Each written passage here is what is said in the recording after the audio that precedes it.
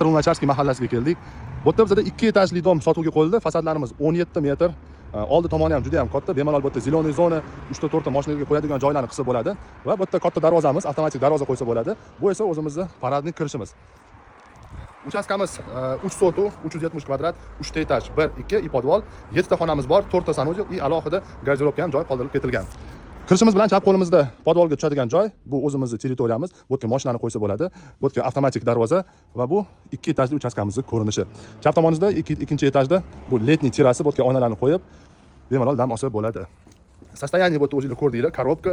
Olgan odamga tayyor bu yerda biznes emas, proyekt, remont proyekti, dizayni, qanaqa holatda remont bo'lish kerakligini polniy beriladi va ko'rayotganingizday bu bizning bo'lingan xonalarimiz.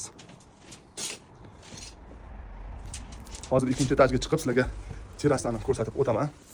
Mana bu bizning zinamiz, birinchi etaj. Bu yerda ikkinchi etajga chiqiladi.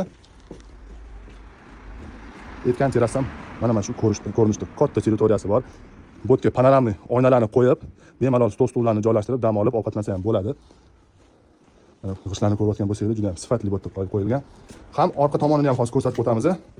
Orqa tomonda ham joy qoldirib ketilgan. Bemalol oynalarni ochib, shamolni aylantirsa bo'ladi.